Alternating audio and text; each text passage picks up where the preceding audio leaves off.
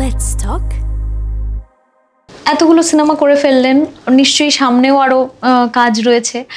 এমনি ওভারঅল বাংলা সিনেমার ভবিষ্যৎ নিয়ে কি মনে হয়?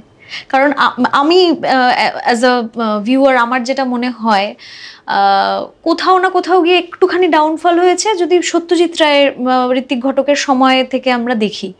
তো সেই জায়গাটা যদি ইনফ্যাক্ট কিছুদিন আগে অনুরাগ কাশ্যপ এসে কিছু কথা বলেছেন, সেটা নিয়ে খুব হইচই হয়েছে, অনেকের হয়তো খুব গায়ে লেগেছে। কিন্তু ওভারঅল যদি আমি বাজেট ওয়াইজও দেখি, উত্তম কুমার সুচিত্রা সেনের সেই সময়ে যা পারিশ্রমিক নিতেন, এখন সেই টাকা এখনকার মূল্যে একটা সিনেমা হয়ে যায়।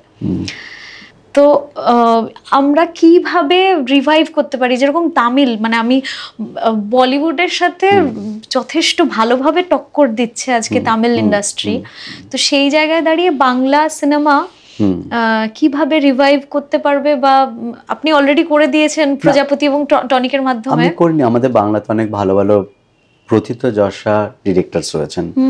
আজকে কৌশিক গাঙ্গুলির মতন ডিরেক্টর রয়েছেন, পরিচালক রয়েছেন। কৌশিক গাঙ্গুলি অসাধারণ পরিচালক। আজকে সৃজিত মুখোপাধ্যায় রয়েছেন, শিবপ্রসাদ মুখোপাধ্যায়, নন্দিতা রায় রয়েছেন, রাজ চক্রবর্তী রয়েছেন। এরকম বিভিন্ন ধরনের সিনেমা তারা বানান এবং এরা আমার প্রিয় পরিচালকদের মধ্যে। কারণ আজকে কৌশিক গাঙ্গুলি এতগুলো ন্যাশনাল অ্যাওয়ার্ড আমাদের বাংলাকে এনে দিয়েছে।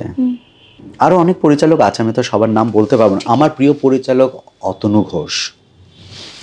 হ্যাঁ, সবার তো সিনেমা বানানোর ধরন আলাদা হয়। সবাই যে আমি যেরকম ভাবে পছন্দ করি সিনেমা বানাতে সেটা নাও হতে পারে।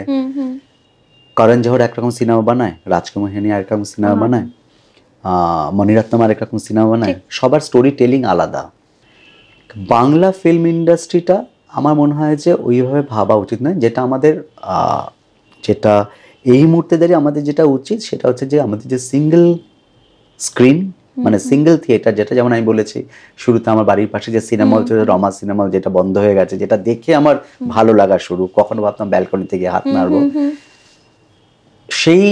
এই যে সিনেমাগুলো বন্ধ হয়ে গেছে, এই সিনেমা হলগুলোকে যদি আবার রিভাইভ করা যায়, বা যেই সমস্ত জায়গায় সিনেমা হল নেই সেখানকার মানুষজন যাতে সিনেমা দেখার সুযোগ পায়, সেখানে বা তার আশেপাশ এলাকায় যদি একটি সিনেমা হল হয়, তাহলে আমাদের ধীরে ধীরে হবে ভালো, মানে ব্যবসাটা বাড়বে, বিজনেসটা বাড়বে। এবং সেই নিয়ে তো আমাদের বর্তমানে পশ্চিমবঙ্গ সরকার সেটা কাজ করছে না, যে প্রতিটা জায়গায় ডিস্ট্রিক্টে সিনেমা হল হবে, কি করে রিভাইভ করা ইন্ডাস্ট্রি, সেটা নিয়ে কাজ করছেন। আর ভাবনায় ওই ভাবনাটাকে বড় রাখতে হবে, ছোট ভাবনা ভাবলে হবে না।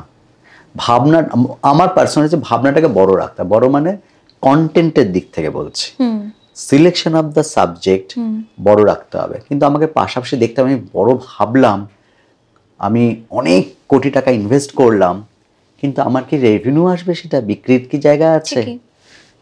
একটা হিন্দি ছবি সারা ভারতবর্ষে বিজনেস করছে, যে বাংলা ছবি বাংলাতে আর কিছু স্টেটের কয়েকটা বাংলা, যেখানে বাংলা মানে কিছু শোতে রিলিজ হয়, বা বিদেশে যেখানে কিছু বাঙালিরা থাকে সেখানে রিলিজ হয়। প্রত্যেকটা ছবি বা যে ছবি, অনেক ছবি সারা পৃথিবীতে রিলিজ হয়, কিন্তু সেগুলো তো দিনের পর দিন চলে, কারণ অত অডিয়েন্সই নেই।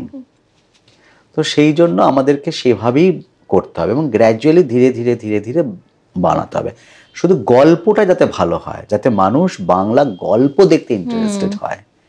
প্রচুর অবাঙালিরা আছে যারা বলেছে मैं प्रजापति देखा हूँ, আচ্ছা, मैं बेंगाली फिल्म नहीं देखता हूँ मगर मैं प्रजापति देखा हूँ। এইটা শুনতে ভালো লাগে। যখন বন্ধ হয়ে যাওয়া একটি সিনেমা হল কোথাও প্রজাপতির পরে খোলে, কোভিডের সময় বন্ধ হয়ে গেল বা তার আগেই হয়তো বন্ধ হয়ে গেছে, প্রজাপতির সময় খোলে, তখন শুনতে ভালো লাগে। তো আমাদের যেটা কাজ সেটা হচ্ছে ভালো ছবি বানানো, ভালো গল্প বানানো, যাতে পরিবারের সবাই দেখতে আসে। কারণ সিনেমা আমার কাছে সেই ফ্যামিলি নিয়ে সবাইকে নিয়ে দেখার মতন একটা সেলিব্রেশন টাইম। মানে আমি একা গিয়ে সিনেমা কোনোদিন দেখি না, আমি গেলে আমার ফ্যামিলির সাথে যাই। তো সিনেমা এমন একটা মাধ্যম যেখানে সবাইকে নিয়ে যাওয়া যায়, তবেই সিনেমা, সেরকমই সিনেমা আমার মনে হয় বানানো উচিত। শুধু নিজের জন্য সিনেমা বানিয়ে লাভ নেই বলে আমার মনে হয়। তাহলেই ধীরে ধীরে ধীরে ধীরে আমাদের মনে হয় যে জায়গায় আমরা পিছিয়ে আছি, আমরা সেই জায়গায় এগিয়ে যেতে পারবো। অনেকে এখন বলছে যে সেই সিনেমাতে বাংলা সিরিয়ালের মতোই হয়ে যাচ্ছে।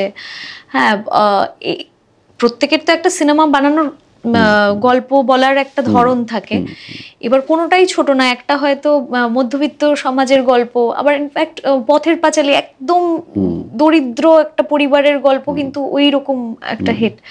তো এইটাকে আপনি কিরকম ভাবে দেখেন? আমি দেখো, এটা বিভিন্ন রকম উত্তর হতে পারে। আমি বলবো যে আজকে যদি আমি বলি যে সিনেমাটার নাম আমি আগে নিয়েছিলাম গল্প হলো সত্যি, সেটাকে আমি কি ধরনের সিনেমা বলবো?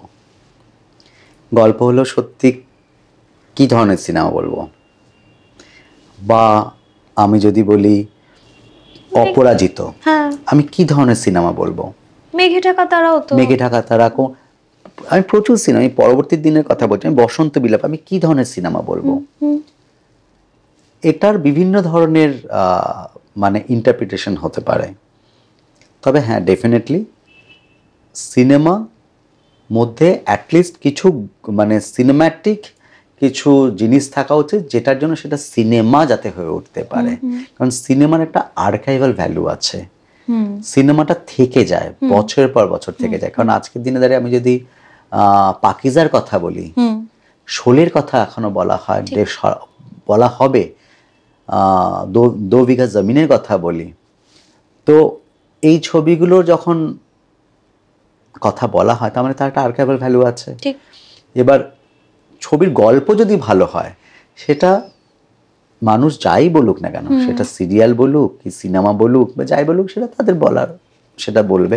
কিন্তু আমরা গল্প যদি ভালো হয়, সবাই মিলে যদি দেখে, এনজয় করে, আমাদের কাজ, আমাদের ওখানেই আমাদের মানে অনেকটা কাজ এগিয়ে যাবে বলে আমার মনে হয়।